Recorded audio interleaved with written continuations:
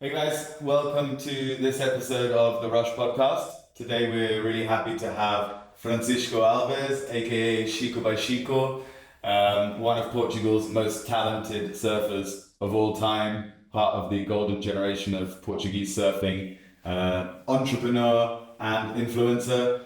Xico, pleasure to have you with us. I love the introduction. They felt good. No, I felt good. I felt good. I feel like the dog just barked. Sorry, guys, but no, I feel good. I feel I'm ready to answer some questions. Thank you so much for having me here on the podcast, and yeah, it's a pleasure. Yeah, absolute pleasure. I mean, we're pretty good friends and quite familiar, so it pains me to give you such a glorious introduction, but we've got to do what makes the people happy. Yeah, exactly. So Chico, I think obviously you've got a very, very varied career that you've made from surfing.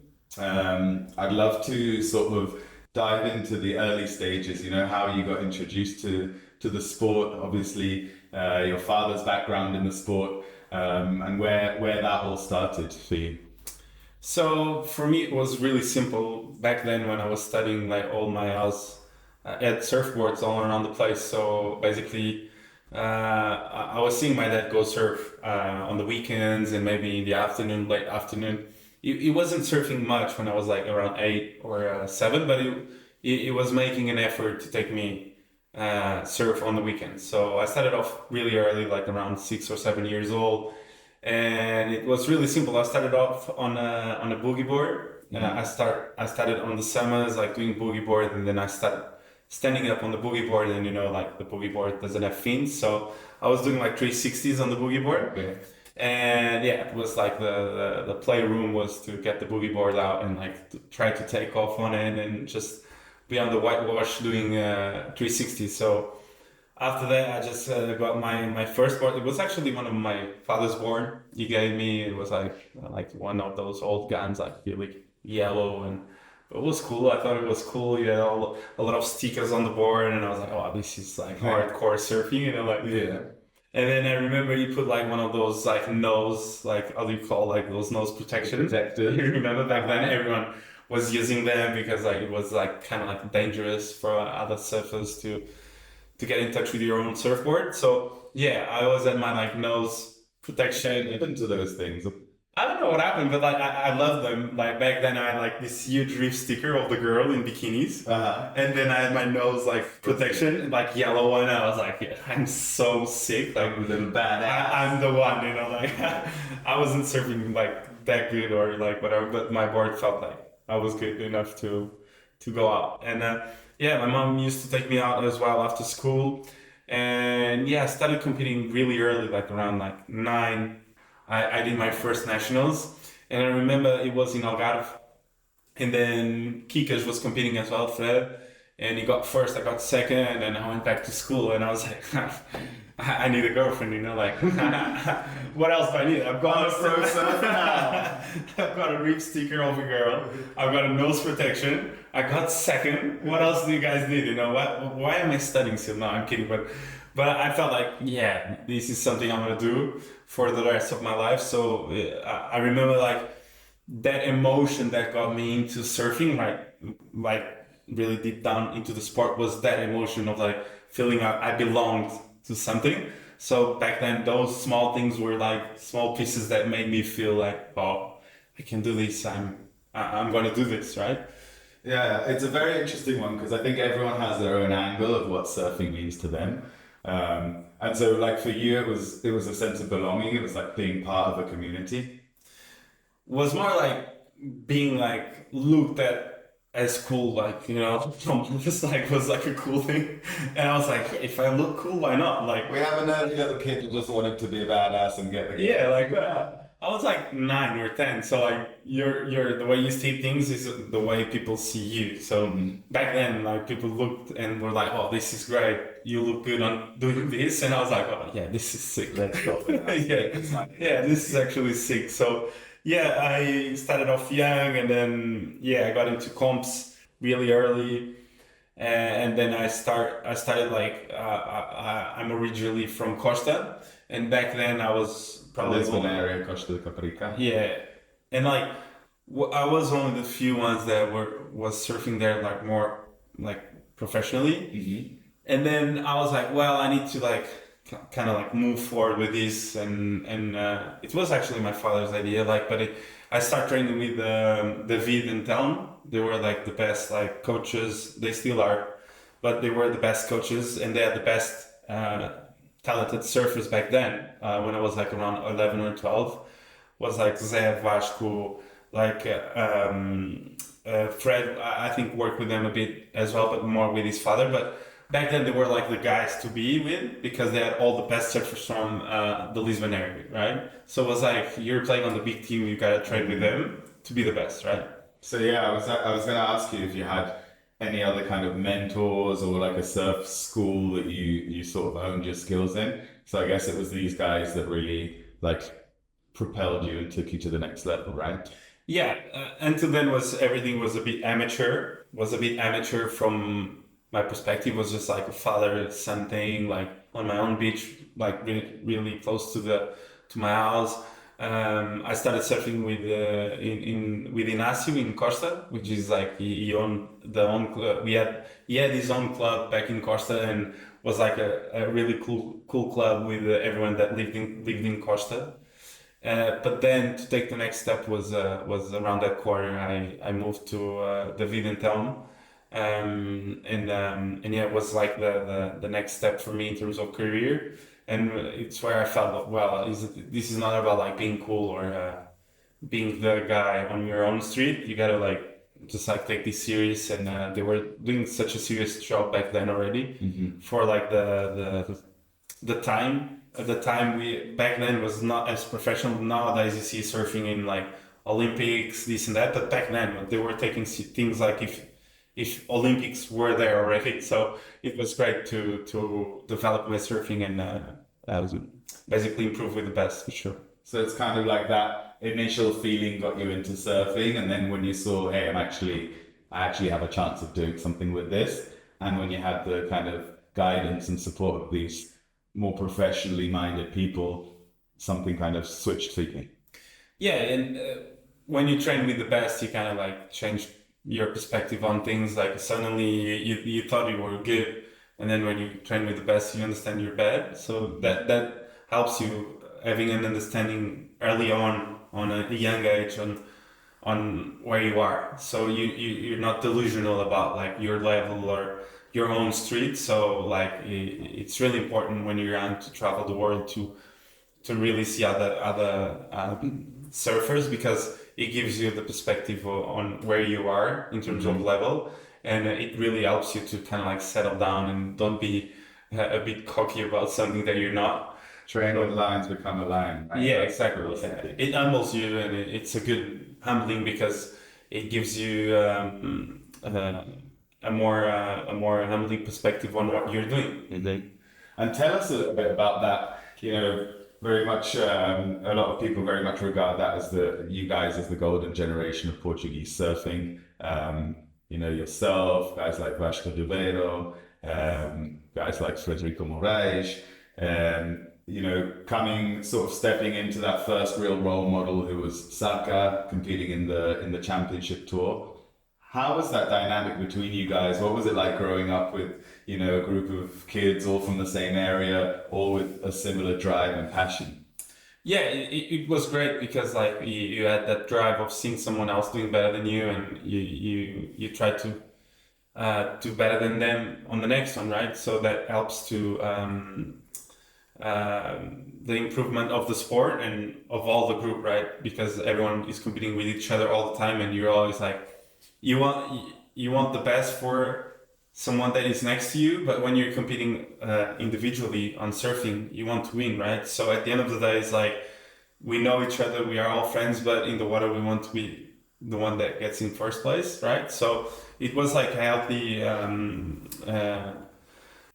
relationship between everyone, but we were super competitive with each other and always trying to piss off here and there. Up each other, right? Yeah, like you're like I remember just like going for an air, like, and I had Pascal saying, "Yeah, the air was great," but like we always had like that, like Yeah, it was great. for yeah, no, like for someone to give you like a props, a real one, it had to be massive, you know, like it had to be like this huge air. So I believe that was a huge step forward in a direction where you feel, oh, to impress this little group, I need to go big. And Right. and that's the thing with all of them. Everyone started to go bigger and bigger and bigger. And when you get to the 15s, 16s, we're not about like a small air. It was like for him to comment on my post and say that air was sick, had to be good, you know, like so.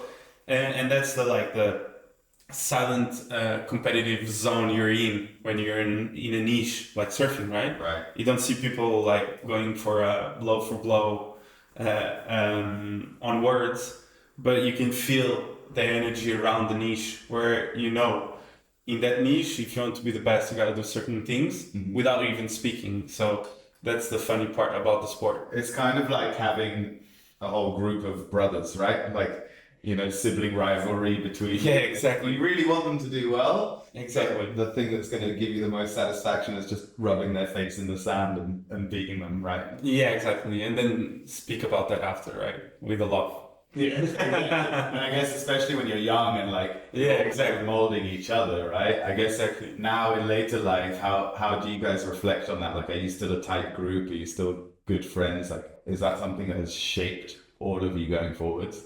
Yeah, of course. Not nowadays. We all went to different directions. Like Fred qualified.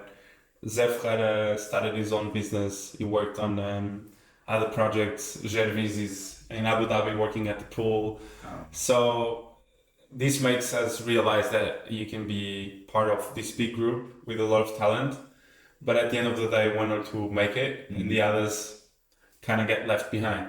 And in such a small country like Portugal, what I found early on was, well, we are talented, right? We are good, but I think only one or two are gonna make it because the country is small and it's not gonna we're not gonna have sponsors to all of Limited us. spots, right? Like sponsors wise, like it's a small country. I was not seeing like the six of us making the tour, just because like in terms of investment to make all the QS back then was like 50 to 70K probably. And if you think like you're in a country with 10 million people and there's like 5 or 6 guys that they're really good, but you knew like one or two were gonna get picked to be the ones just because of like media was covering more those 2 or like the sponsors were covering more a bit those 2. So the narrative around those 2 servers was more interesting for the brands, and you could feel that early on, like okay, I can do this and that, and people can say this and that outside of that niche, but you can sense like you're not gonna make it just because the narrative is going that way.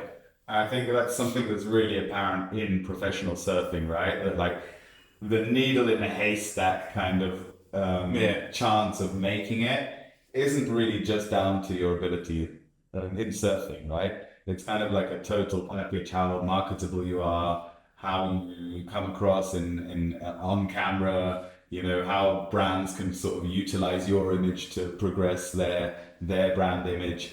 So like regarding that side, how did it roll on? Like, did a few of you get sponsorship deals and a few of you fall by the wayside? Did that have an effect on the relationships you had?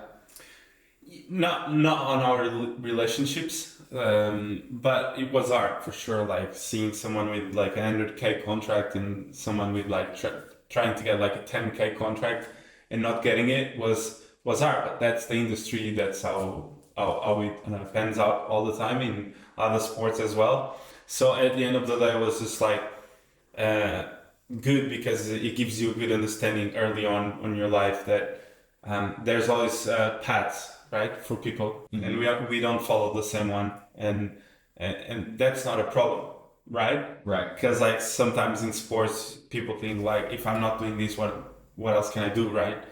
And I feel like the thing back then was actually for us, the ones that didn't make the tour or pursue that dream until the end, we found new paths, and that's something that we learned early on, and it's just like a curving lesson again, right? You had the curving lesson of like trying to become a real pro and having this lifestyle of being a real pro where you wake up and you have your own schedule like and plan of eating, training, surfing, and that's Was it really like as in depth as professional as we see in other sports? Because I feel like surfing sometimes compared to more developed sports which have a lot more money in them can sort of fall behind in terms of training, nutrition, everything that goes into being a pro athlete. But did your group kind of have that before its time?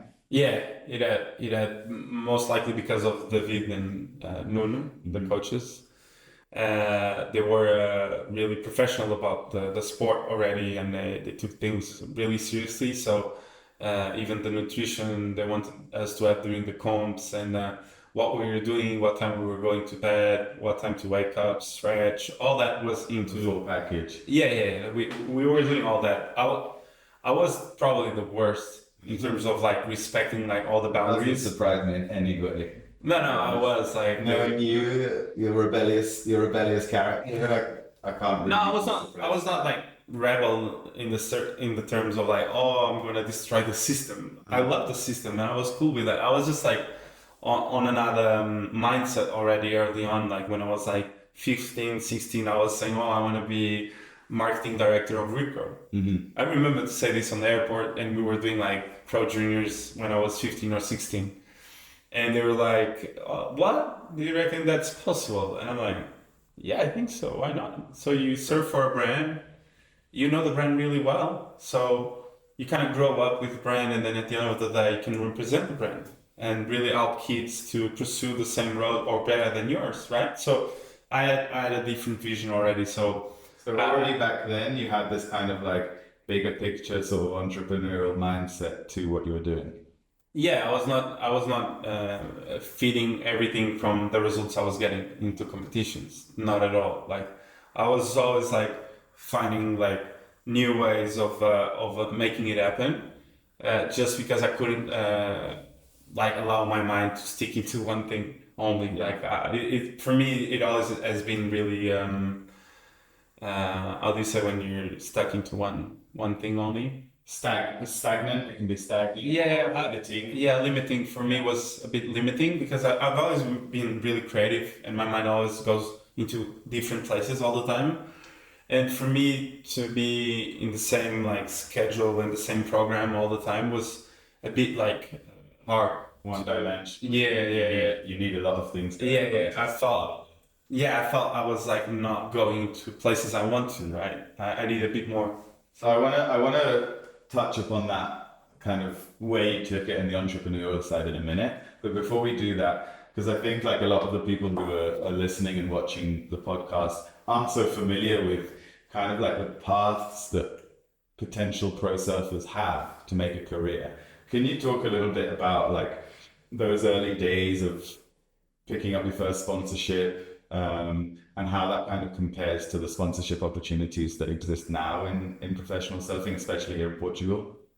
So I'm gonna try to be a bit practical about this topic, but back then, like all the surf brands, they were investing in surfing because surf brands they had a lot of sales, right? And it was really cool to go into schools and have your Quicksilver logo or Ripcord logo or Billabong or Volcom, right? You were the cool guy back then.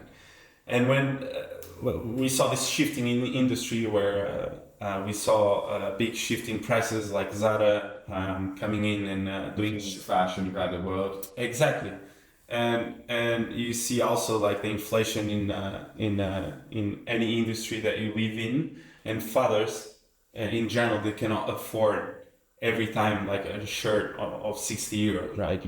So it's not about like it's not cool anymore. It is cool, but like we didn't saw any adjustments on those brands in terms of pricing, and I don't see that the point was the pricing, but just the way things pan out, right? So back then, a lot of people were buying; they could pay more to surfers, no problem at all. When people started like not buying as much, the sales were falling and all that, like any company does, you need to start like cutting costs. Absolutely. Exactly. So those early days, like the sponsorship deals were enough for you to kind of make a good career from and like make a good living from. Yeah, back then, like I was able to work with Rip Curl for a long time, and they support me a lot for like probably when I was 14 until I was I don't remember when I got fired, but it was a good relationship, and they supported me a lot when I say supported me financially, I said. Right. So they pay me a lot of things, all the trips, and they pay me like a good money to pursue my dream. So back then I felt like we were on a phase where there was a lot of good contracts coming in. But we saw a shift, especially with the digital apps coming in, like Instagram. Facebook was a thing, but more like an article thing back then. Was great to have a page, but was not like where brands were applying their money. Was more you Right. like Like not actively using it to target and push. yeah, Like, brands were not like putting money there to get into their customers, and we saw shifting two things, right? First, sales dropped, they need to cut costs, and then Instagram appears, right. so they find a new way of getting to people. So there's two boundaries that just touched each other and made the surfing industry and the way you get paid changed completely. But it's kind of, I get it, but like that new platform, that new tool means like these athletes that you're sponsoring, their reach is far bigger as well, right? So I guess it could have gone either way, really. Like they could have decided to double down on the sponsorship to the athletes because that image that they're portraying is going to be seen by a lot more people. But the thing is, like, if you think about like top 5 or top 10 in the world, you just say the name and everyone knows, right? But when you're starting a career and you're not on tour, and you're just doing the QS, back then you had no exposure on Instagram, right? We are talking like early 2006 or something like that, you know? Right. Like, maybe no, way after. Instagram was like what?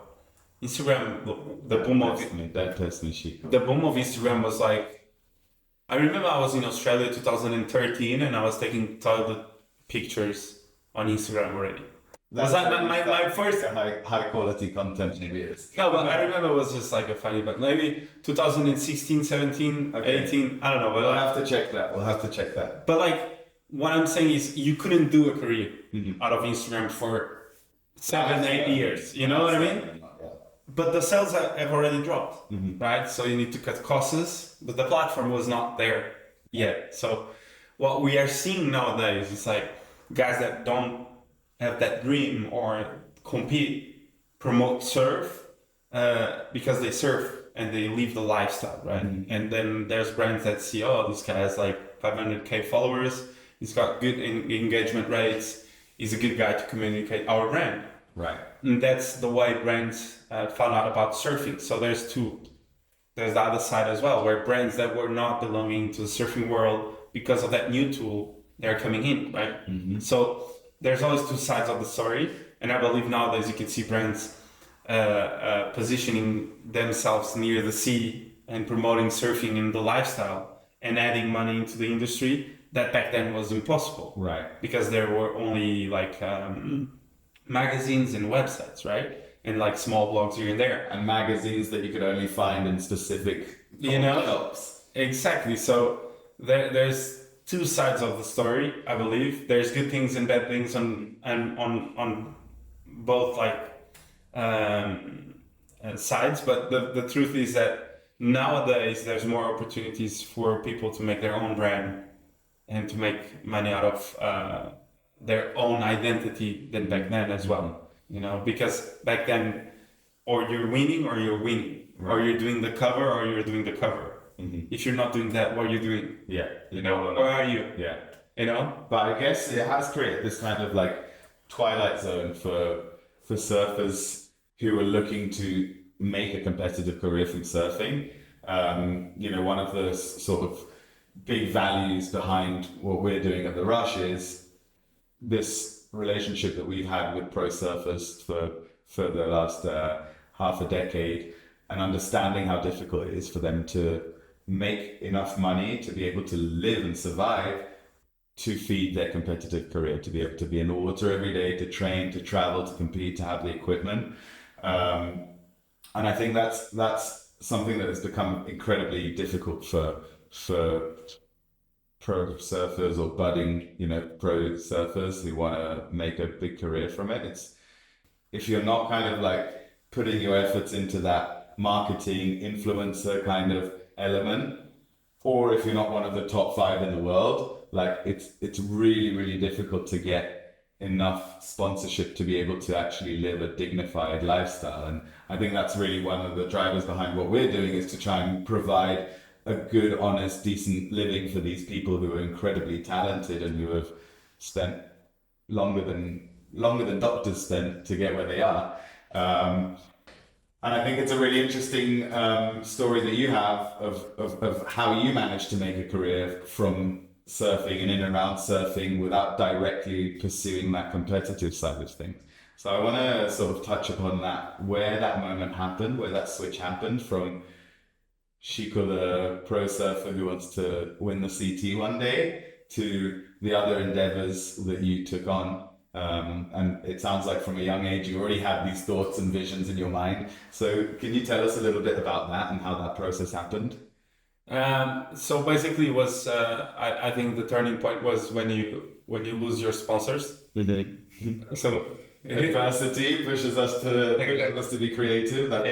So you lose your income, and you look around and you're like, okay, that's it.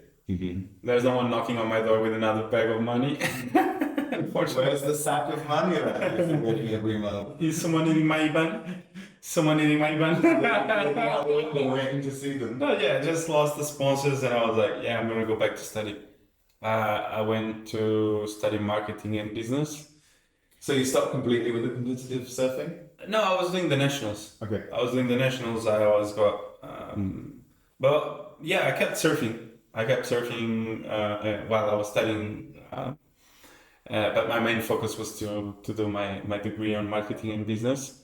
I done it, and then I was like, yeah, now I'm gonna start working on the industry, on the marketing side. I want to be the best in it. I want to go into a company with 10K people and be the best inside there. Like that mind of like huge corporate just going to smash it. Like I'm ready for it. I've done it. Like just to gig with some of the brands that you worked with in the past. No. No. I really wanted to turn the page. Like I really wanted to start like this new page of like a blank page where I'm gonna write a new story. Yeah. I felt I was like, no, I'm gonna write this new sick story. Like. But then I ended up studying. COVID came in, and Saka called me, and it was like, hey, we've got this new sports agency, right? And I'm like, hey, cool, congrats, C project, and that such a cool project, doing like taking care of athletes to have them have more money to compete and have more sponsors, right? And he called me and said, hey, we have this idea for you, when we can schedule a meeting. We had a meeting, and they were like, oh, I think you're the right guy for a project we have with a brand, which is Go Chill. And Go Chill was coming in on the market, right? They were creating this brand. Do you want to, just for people who don't know what Go Chill is, do you want to... Go Chill is a coffee brand. That it's like a coffee that it's like... This cold coffee ready to go. Yeah. But they sort of doubled down in their marketing around surfing, right? Specifically. Yeah, they started off on the surfing niche. They had skate hard as well. But yeah, I was the first ambassador for them back then. And Saka was like, oh, I think it would be great to have a YouTube channel with you. And I'm like, yeah, I studied for 4 years. Why not to have like a year off? Like, I like to write that blank page again, but I'm gonna take a year off. Mañana. Tomorrow I start, So I was like, yeah, I'm ready. Let's go. So I talked with Pini, which is a big friend of mine who shot me the first few episodes, really amateur. A photographer, right? Yeah. Is a big time surf photographer now. Yeah, but it was just really amateur. We had like this camera, like with no microphone, with anything. It was just like rough. Like anything we were doing, it was like raw and like it was like Just any winging camera. it. Just fucking winging it. Let's go. There's no budget, guys. But like, yeah, they got like a sponsor deal for that project, like for the first year, and I was like, oh, there's a mini comeback here, right? But I'm gonna take this year for the passion of being able to just have this fun thing that I really like instead of like taking it serious. I think. So first episode I do, it's like 15K views organically on YouTube. Nice. I was like, wow. Because like when I finished the degree, I had like 3 likes on my Instagram, right? It was like my mom, my sister, and like my best friend, like saying happy birthday, right? Not the guys back from the surfing days. It'll take more to get a like from them. Yeah, end of the career, right? On that part. And I was like, yeah, let's do the YouTube. Who cares? Like nothing to lose. Was an amazing year. Like everyone really got attached to the brand, to the Xico by Xico brand. I was really excited about the views because like I knew I had to get views for it to be legit, right? So wait, the Xico by Xico brand was a product of the offer you got from Go Chill to start doing that brand ambassador. Yeah, considering like the personality I have, they felt there was a gap in the market where we were not seeing no one doing like raw content and being like authentic, right? Everyone was communicating the same way. Very like manicured, very designed, produced kind of a thing. No, more like round 1 is done, preparing round 2. Okay. Right? Okay. And basically they felt, and I felt as well, there's a gap in the market in terms of creating this organic content that really interacts with people in general, not like professional surfers. Mm-hmm. I wanted to get attached to that guy that only surfs on the weekends. I wanted to reach everyone. Right. And I wanted to give to everyone the sense of living with me in a lifestyle of surf. Like they can be your friend through the video. Exactly, like just like it is what it is. Like I'm gonna say whatever, but it's gonna be fun. Let's go, like. And I felt like people sensed that genuine side of the content we were producing, and at the end of the day, it was because Pini at the end of the day he started filming me, but after like 3 episodes, I felt like it's not working, and I started filming him because everything that could happen of wrong was with him. Like if was someone falling, was him. If someone would forget something, was him. And suddenly it was this connection, really funny connection between me and him, where people were like, oh, where's Spinny, where's Spinny, where's Spinny? So we were like, oh, now we are glued. Yeah. So it was like a really like genuine connection we started. And at the end of the year, the brand was created. Everyone was psyched up on the first season. I did 50 episodes. I did 1 episode every Thursday, so I filmed basically every week. I was filming another episode, so I was driving up and down the coast, doing everything I could to get content out. Then we were quite tired after the first year, but I felt like, well, we need to keep up. Like we need to have drive. Like I was like, guys with big YouTube channels, they have like 2K videos. We need to make that happen. Like who cares? Let's go. We went for the second season, and after the first 30 episodes of the second season, we were really, really tired. And when we were on the 80 episode, we were like, bro, I think we need to take a break. Like we are like burning, like having a bit of a burnout, right? Mm-hmm. Because like we are producing at a really high speed in terms of the ideas we are having, but at the end of the day, when you're doing an episode, you always need certain things that you need to work on to make it happen, right? Oh, I'm gonna go with the boat to a river and I'm gonna get pushed by the car, right? You need the rope, you need the boat, you need the thing to, there's always stuff like you don't see on the episode that goes behind the scenes that you need to work it out. It's like that there are loads of memes about it, but that horrible feeling of, you know, when you're in a meeting, work meeting or something, and you come up with a great idea, and then you're like, fuck, now I've got to. Now I've got to do it. Like, now that's on Exactly. Now that's on me, and every episode, And like every single week, like one after the other, Yeah. must have been exhausting. exhausting. Yeah. So at the end of the second season, I was like, I had a bit of the pressure from people like, hey, I want more, I want more, I want more. But inside, I was not with the same drive I had on the first episode, and we talked to each other and we were like, yeah, we need a break. Let's do it, but let's do it just like whenever. And like if we go on a trip, let's film it, but let's not turn this into like not genuine Right. and I mean, you know, like the the minute it turns like a production mill or commercialized, people feel it, right? Yeah. Especially when the draw was that authenticity and exactly. the raw nature of it. Exactly, because everything that goes through a video, it's energy. It's how you feel. It's exactly how people are gonna feel. Mm-hmm. There's no other way around. People think like they can like just like make up stuff, and it's impossible. Like you can really sense when it's a genuine like love or it's a genuine occasion that was happening, right? For sure. So yeah, and then I started. Then I had a break of like probably 2, 3, 4 months, and I was going to surf a beach break at home in Porto, and I had a friend of mine saying there's a lot of types of surfers like in the summer and this and that. I'm like, oh, let's do a quick video for Instagram. Who cares like about types of surfers?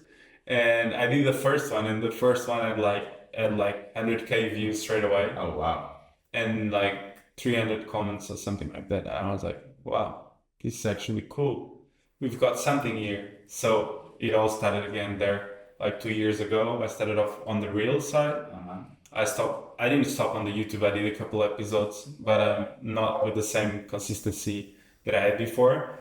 And then I was able to grow a lot on Instagram as well. So both of these projects, YouTube then Instagram, which were like 2 years YouTube, 2 years on Instagram, they were the main trampoline for me to really do a living out of surfing in terms of sponsor wise.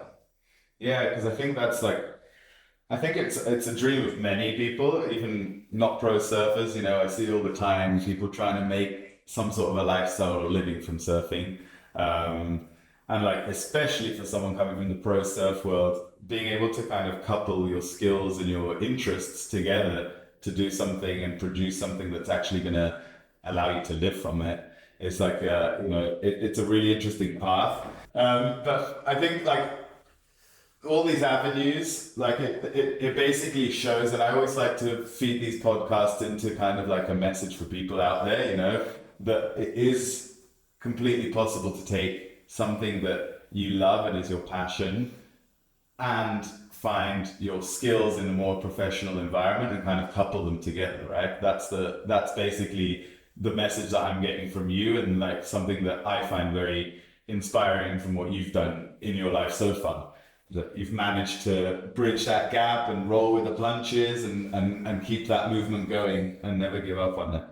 Yeah, I feel like as you said early on in this interview, like when you lose the sponsors, you kind of like it's the time where you kind of like sit down, look at the mirror, and say, "Oh, I'm gonna like position myself, reinvent what I'm doing, and just keep pushing." Because at the end of the day, if it's YouTube, producing content, doing podcasts, like whatever you do, like in your niche, you gotta do it like with like a purpose and like really get that consistency going, just like the training. Or I mean, if you don't have the drive, exactly. the moment you fail, which it will inevitably happen, because anything that you do that is new or different or Yeah, people always tend you're going to to. fail at some point.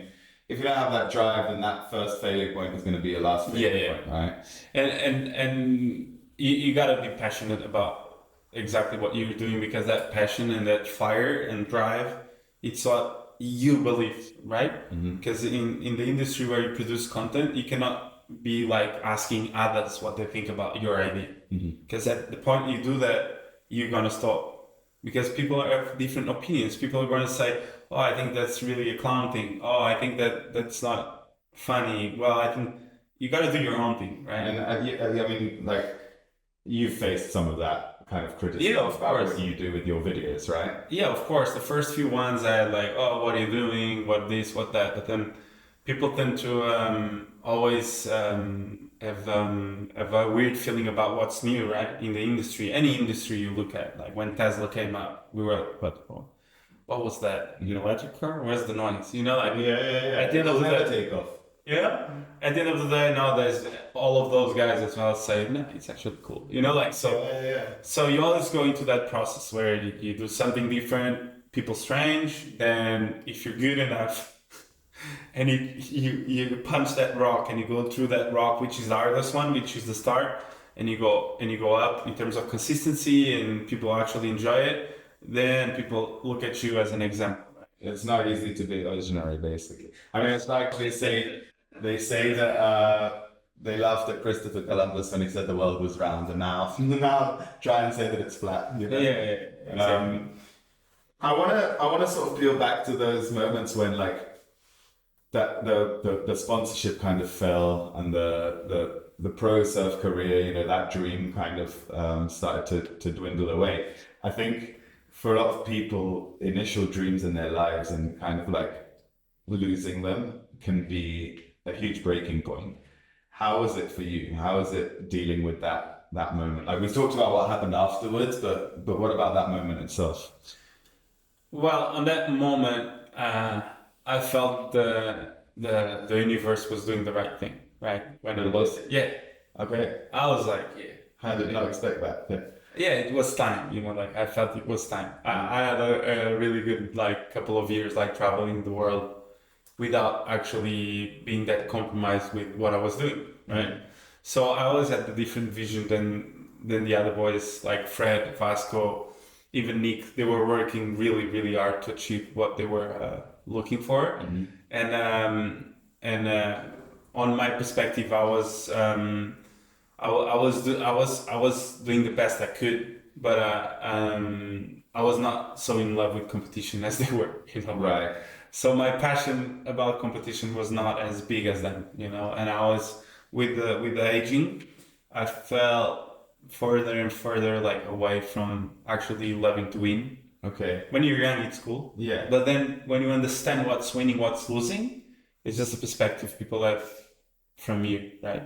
For sure. So I did not care about what others think about me, so if I was winning or losing. You really loved the surfing, and I remember like the competing and being the best and winning championships. And I was loving the traveling, the partying. Tell us about that. It must be a great, like, because I think 90% of the people watching this have no idea what your life is like as a pro surfer. The places you've been to, the adventures you've had, the people you meet. Like, how, is there anything that stands out from that era, or like, if you can give us just a little bit of an insight into what the lifestyle is like for a pro surfer who's, training all over the world and looking to become the best in their country.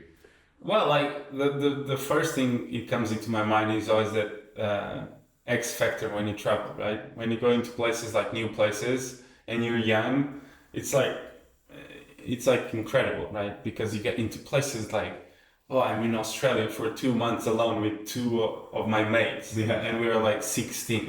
We were like living the dream, and everything is great. Life is great, like surfing in board shorts, all taken care of, all paid for, just turning up, surf. Everything was great. Like nothing for me back then was telling me that's a job, right? It was just like was impressive, like fun and pure joy of surfing and being there for one purpose only: have fun, surf, compete, right? So if you look at it, it's not that complicated to understand what you're doing. Mm-hmm. But at the end of the day, you had like serious business to take care of, right? Right. Because you were not invisible. You were there to compete. You were there to perform. So invested a lot of money in you being there. Yeah. So anytime you do like a result, people were taking notes, right? Mm-hmm. Because back then, no social media. No one was telling you, oh yeah, you lost, but you had 1 million views on every video you did in Australia. The result doesn't matter, it's the viewership now. Yeah. Yeah, that wasn't the case back then. Yeah, back then was the results. Like you're with Fred, you're with Vasco. They both, one got in first, one got in third, and you 17. You know, like, oh shit. You're gonna cut me off any minute. Not they're gonna cut me off any minute, but I need to like get more exposure in terms of results, you know, like so. And what about approaching a heat? Like, what, you know, it's, I think people have sort of probably never had that experience. Maybe other sports that are individual, you know, like tennis or something, where you can really get into your own head and the mental preparation you need. What's it like in the heat of surfing when there's also the natural elements and, you know, everything that goes into heat tactics and strategies and priority and things like this? Like, what's the mindset and mentality approaching a heat like that? Well, I think if you, I remember, you know, Marlon Lipk was a big talented surfer from German. he lives in, yeah, he lived in Algarve most of his life, but he told me like 12 years ago, like I was in that thought of like actually committing to get on tour or not, and if I really wanted, and he qualified. He qualified 1 year and he got out of tour. And I talked with him. I went to Algarve and I was with him for a week surfing, and he told me something that I never forget in the car. That he said, "Well, if you want to get on tour and compete and at the highest level, you gotta be like really, really focused on you all the time. Like, there's no like in between, you know, like there's your training, your nutrition, your stretching, your mind, your psychologist. There's all that process goes into you being able to protect yourself from everything around you for all year. Your team is all about you as well. You're the result. No, but your mind being so centered in you the whole year, if you think about it, in a process of making something happen is where you're gonna get the energy to make it happen. Right. So all that preparation before, when you go into the heat, if everything is ready, especially mind, body, boards, of course, but like your mind, which is the X factor, it's your mind. If you're willing to take to do everything that it's on your body, all your energy into that, your chances are way higher of you to do well in a heat, right?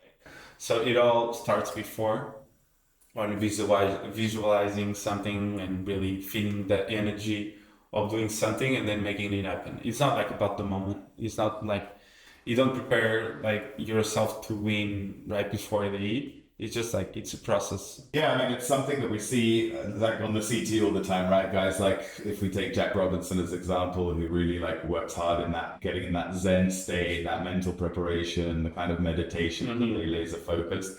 I guess like any individual sport, it's just all won and lost in the mind. Obviously, once you have the base layer and foundation of the technical ability, but surfing even more so, right? And I think like something that I'd love to hear your perspective on is these heats where, especially in the QS, let's say, where the heat date is set a year before without kind of knowing what the conditions will be like, and you have a 20-minute heat and you can show up and the waves might not be so great. Like, how do you get yourself in a state to deal with something like that and not to sink into those negative thoughts of it's not fair, the world's against me? That kind of side of things. I think when you prepare yourself really well, you're not really worried about conditions. And the thing is, you know, there are certain conditions that you surf better than others. But the truth is that if you're only centered on what you want and exactly how you prepared for that, you feel really confident that it's gonna work. It's gonna work well, right? So I believe like any top level surfer nowadays, they know they're better in this or that, but when it comes to the moment, they're all capable of doing massive scores on any conditions. So I think that's the beauty of the sport. And if you had to give like a top tip for that mental preparation, whether it's like visualizing, whether it's some other technique that you use, talking to like a kid who wants to be an upcoming surfer and compete and make a career from this, what would be your words for that person? Well, there's tons of strategies that you can do to prepare yourself in terms of on the mental aspect for a heat or a comp. I've worked with a couple of psychologists, and yeah, I tried a couple of strategies and techniques that work for me. But I believe if you're really into competition and you really want to have that technique of understanding what works best for you, you need to have a psychologist. So that's my take Okay. on Like someone who's really coaching you on the mental side of things. yeah, I think that's really important because like the head is probably the most important part of your surfboard. And I would say in general, forget competitive surfing, forget anything else. The idea of psychologist is kind of a taboo subject, right? People think you only go to a psychologist if you're fucked up. In my opinion, it's the greatest tool anybody can have, right? To understand and manage yourself, your life, and turn your desires into what comes to the forefront rather than what the surroundings are giving you. Yeah, for sure. I think they're especially there's a lot of improvements on that area. We see nowadays a lot of people, even in other areas than sports, doing it. So why not? I believe it's a huge tool that will help you to achieve exactly what you want, even in a relationship or on a family relationship, on your daily basis as a person. Managing your feelings and how you want to live your life Exactly. and you controlling your Yeah, future. exactly. Because like Other factors. exactly because like your goal can be reach a city and yours can be have your own business, right? And even for you to develop your own business, it takes courage, it takes risk, it takes guts to and drive to do it. And on the way, as you said, there's always obstacles, and it's good to have someone maybe guiding you and helping you out with your own thoughts and process of it. For sure, and the science of it. Before we wrap up, I'd love to talk a little bit about your involvement on the platform, on the Rush. Obviously, is one of the awesome pro surfers who is available to guide different surfers around the beaches of Portugal, whether it's in the north in Porto, which you've lived in for the last few years, or your home area of the Lisbon and Costa Caparica area.